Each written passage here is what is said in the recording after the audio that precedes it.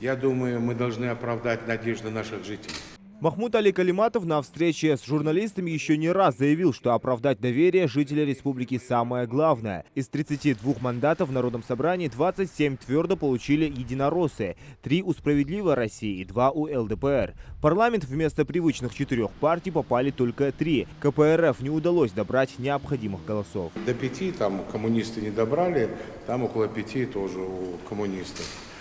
Но ключевое слово ожидание какое?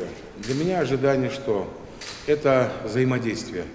Взаимодействие правительства, взаимодействие муниципалитетов, взаимодействие мое как главы с нашим парламентом. Это первое. Потому что мы в республике, мы чаянием людей должны ответ дать, а у нас их много. И то голосование, и те цифры, которые мы видим, а это больше 80%, это возлагает больше обязательств, обязанностей на членов парламента, депутатов и на членов правительства. Естественно, как для главы субъекта республики нашей, на меня.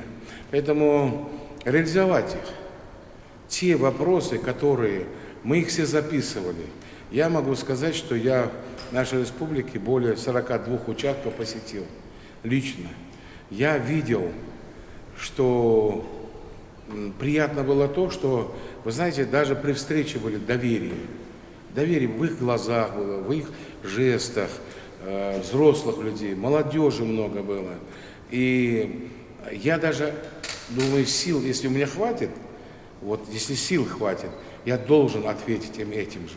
Потому что на каждом участке такое искреннее было отношение, такое искреннее, просто вот мы вам даем голоса, мы пришли сюда, но сделайте то, что мы просим.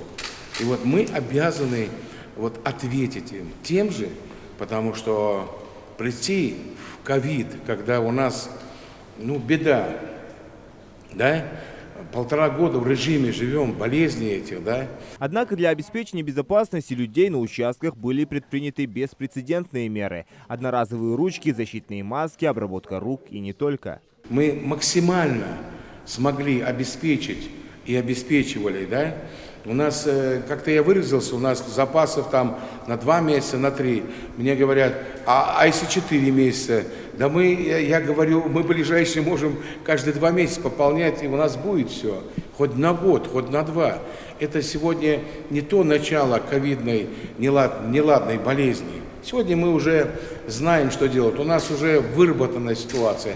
Это не то, что там у нас было одно отделение. У нас 4-6 больниц под ковид работают. Малгобекскую, вот я ездил даже в предвыборную кампанию. Великолепная больница мы сделали. То есть я коснулся ковида, потому что при этих же условиях, тяжелой работе, даже я знаю, что медсестры, наши сестренки, медицинские, врачи, они подменяли друг другу, но шли на выборы. Значит, это нужно, они почувствовали. Это доверие. А в первую очередь за доверие надо платить. И я, как глава, просто могу слово дать, что я буду стараться не нарушить его ни в чем перед жителями республики. Махмуд Али Калиматов отметил, что возлагает большие надежды и на депутатов, которые будут представлять республику в Государственной Думе. Мы не можем в той плоскости, когда решить вопрос на нашем уровне парламент, мы будем выносить его в Верхнюю палату. И вот для этого есть депутаты наши, есть вопросы, которые мы будем выносить к ним туда. Потому что у нас ведь сейчас приближается 30-летие Республики Ингушетия. Мы уже вчера, как говорится, начали готовиться к этому. И я настраиваю всех, правительство настроено, у нас настроены и наши депутаты, уже я с ними об этом говорю. Потом, вы знаете, у нас большое, сильное такое решение принято было президентом, и комитет создан по празднованию столетия государственности Республики Ингушетия. Столетие в 2024 году. Поэтому мы уже туда тоже готовимся. У нас есть много вопросов. Например, у нас вот башенный комплекс, да, наследие наше всей республики. там более 2000, да, а у нас только около 900 внесены в федеральный реестр. Это боль, задача сегодня их. А это надо через Государственную Думу, это надо через правительство России. Мы будем формулировать вопросы и передавать их и через правительство, через Государственную Думу решать будем через правительство России данные вопросы. И таких много. Возможность Верхней Палаты – это большая. Мы будем здесь на местах с парламентом работать местным, а там уже мы будем способствовать, чтобы те вопросы решались еще в Государственной Думе. Также глава подчеркнул, что каждый комитет в Народном собрании республики должен усиленно работать по своим конкретным направлениям. Я хочу, чтобы каждый комитет, он предметно работал, если он комитет по образованию, чтобы он занимался образованием. Если он комитет по строительству, чтобы у нас не было брошенных строительных объектов. Если они должны способствовать, они же народные избранники. Вот. И поэтому в этой части я думаю, что парламент у нас обновится. Перед новым составом парламентариев стоят немало задач, которые необходимо решить в кратчайшие сроки общими усилиями, заявил Махмуд Али Калиматов. Уровень жизни поднять. За чертой бедности живут люди. Нам нужно сбалансировать и хотя бы добиться,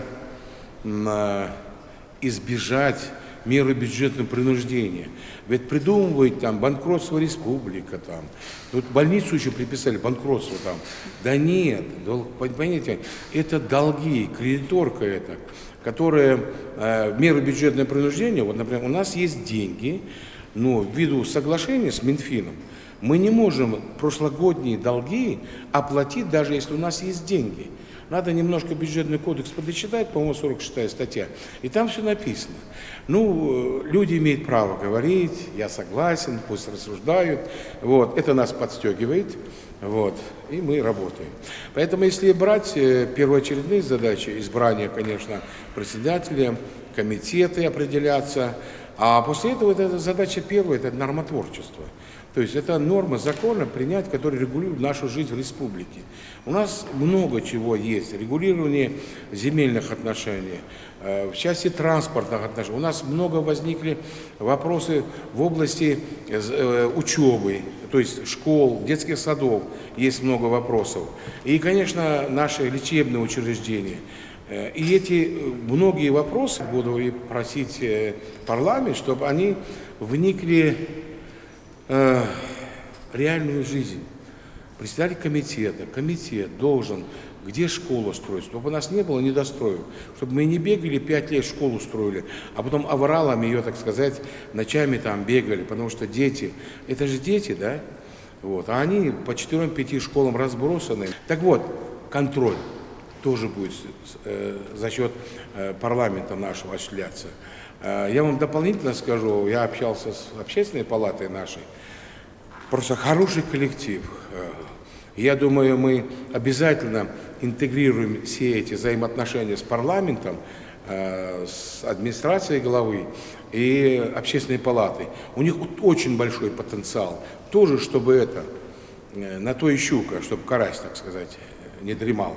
Вот все эти вещи будем продвигать, и не должен там ты главный, я главный. Мы же общее дело делаем. Вы посмотрите на людей, вы же были на участках. У них столько надежды. И знаете, веру вернуть в чиновника, веру. Вот они разочаровались. Я вот смотрел, может, Олес, Багдис, Худис, вот это у них вопрос стоят, в глазах стоят, говорят они об этом. А мне больно прям на это смотреть, потому что мы должны сказать чиновнику: будь добр, если ты государев, работай или иди, если другим делом занимайся. Махмуд Али Калиматов выразил огромную благодарность и признательность всем жителям республики, которые не остались в стороне в момент, когда решалась судьба региона. Тем самым обеспечили в Ингушетии высокую явку, выполнив при этом свой гражданский долг.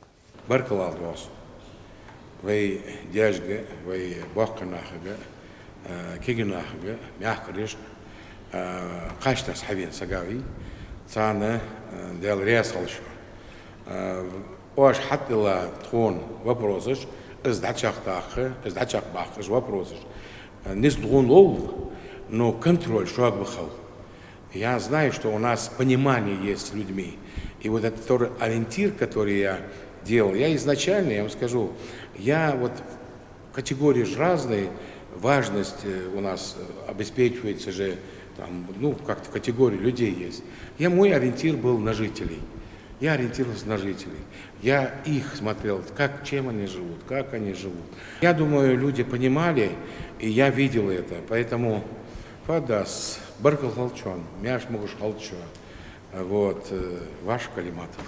Совсем скоро станут известны имена депутатов, попавших в парламент, а далее народные избранники выберут спикера. Зелимхан Калоев, Магомед Шаухалов, Новости 24.